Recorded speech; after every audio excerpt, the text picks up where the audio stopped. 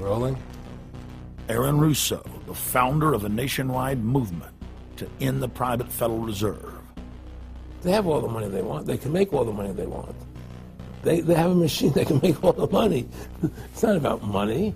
It's about control. It's about their vision of how they want to see the world. This was Aaron Russo's final videotaped interview. The whole agenda is to create a one-world government where everybody has an RFID chip implanted in them. All money is to be in those chips.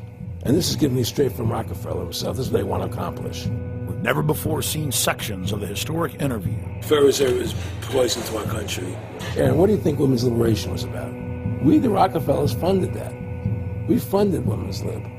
They do whatever they want to do. What we want doesn't matter anymore. It's their agenda, it's their plans that matter. Released in full for the first time. What happened on 9/11 is a phony, and we've never learned the truth about 9/11. You hear George Bush saying democracy means freedom.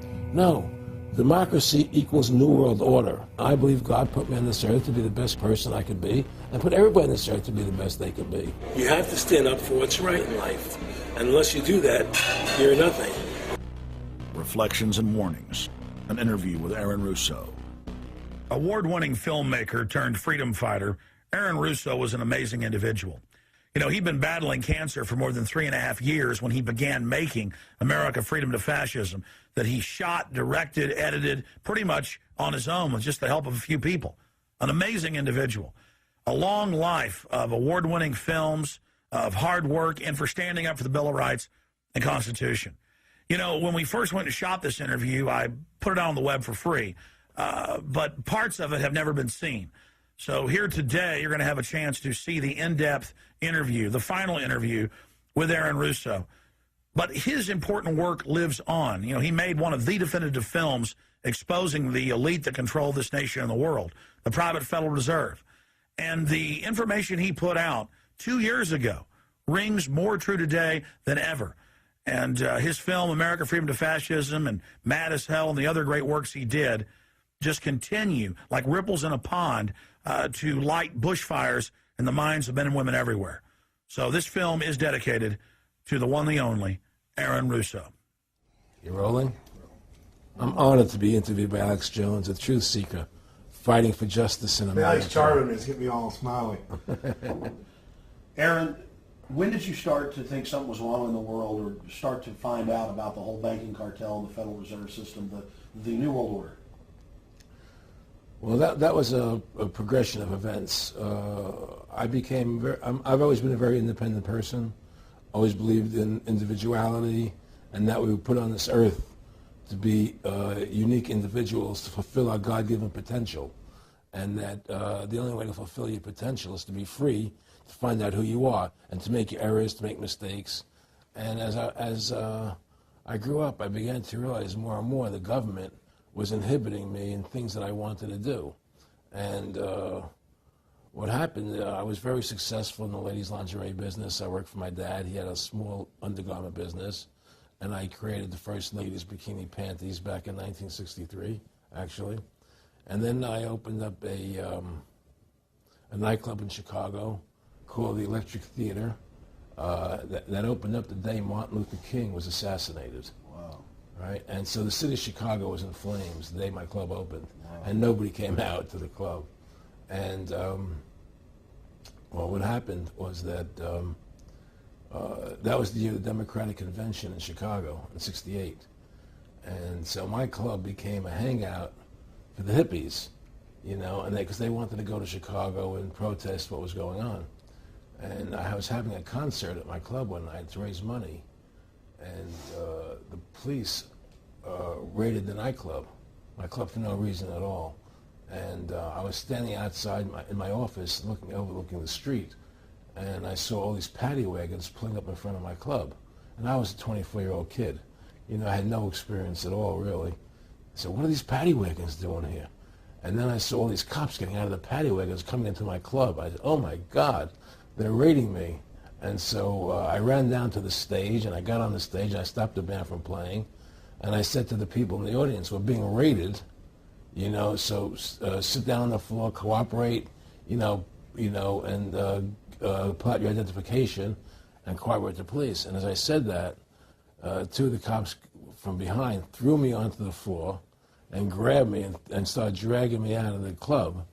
I'm going, you know, victory, victory. You know, I'm playing it for all it was worth at the time. I was a kid. And then I saw the fire department there. And the fire department was dumping garbage cans, the garbage all over the floor. And I thought to myself, well, why are they doing that? You know, very quickly as they were dragging me out. And I didn't quite understand it. So they threw me into the paddy wagon. As I got into the paddy wagon, one of the cops grabbed my testicles from behind and squeezed, and I went into the paddy wagon in gigantic pain. And the next person that came into the paddy wagon, the cop, as he was stepping in, the cops took the billy club, smashed him on the head with it, and just split his skull, you know, for no reason. I mean, there was nothing wrong. So that was kind of your awakening. That was my awakening. Like, what is going on? I thought this was America. So I initially blamed it on Chicago and Mayor Daley, thinking it was Chicago. And anyway, it was the headlines of the newspapers the next day. You know, that was my picture in the newspapers, headlines, electric theater short-circuited, it was raided. And in the article, they went ahead and they said that the reason they raided the club was because the fire department came there and saw it was messy, full of garbage, and the hippies started attacking them, which was totally not true. Those dirty hippies? It was totally false. You know, it was a complete fabrication. So they ran a false flag on you. They framed you. Yeah, of course. You know, and I was in shock. I said, people lie like that? People actually do these things? I couldn't believe it. You know, it was an awakening to me. And I went on television. I told people on television that they lied. Nobody cared. Nobody cared what the truth was. You know, it was shocking to me. And then a week or 2 weeks later, I forget exactly what it was, two cops come to see me, a lieutenant and a sergeant, a captain and a sergeant.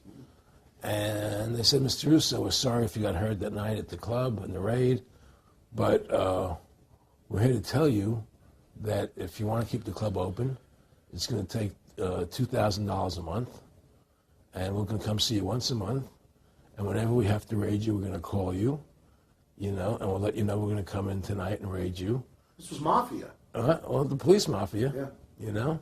And actually, it was actually more interesting than that. They said, listen, there's the A plan, there's the B plan, and there's the super deluxe plan. And this one, of course, each one, of course, that much money a month. Which one do you want? What was the super deluxe? That's the one I took. That was a $2,000 a month plan. And I took that plan, and I paid them $2,000 a month, and they left me alone. And whenever they were going to raid the club, they would come there, we're going to have a phony raid tonight, you know, just to look good for the people in the neighborhood, you know. So that was your first big education? That was my education into corruption in government, you know, but I really thought that was basically Chicago. I didn't realize it was the whole country was like that. And so that was my wake-up call, that people lie and cheat and steal. And I thought everybody was always honest and nice and decent, and I had no idea about any of these things. Well, what happened with me was that they finally one day they came to me, and they said, look, we can't take your money anymore. I said, why, what's up? What's going on? I said, we have to close your club. There's elections coming, and the alderman and the neighbor don't want you open anymore. So we can't take your money. So I had to go to court and fight them, and they were trying to close the club. And then one night there was a fire, and the club never reopened again. The club just closed, and that was the end of the club. And they burned me down. And that was the end of my experience. And then I moved back to New York, where I met Bette Midler. And I ran into her at a little nightclub she was playing called The Improv, and I thought she was fabulous. And through a series of events, I began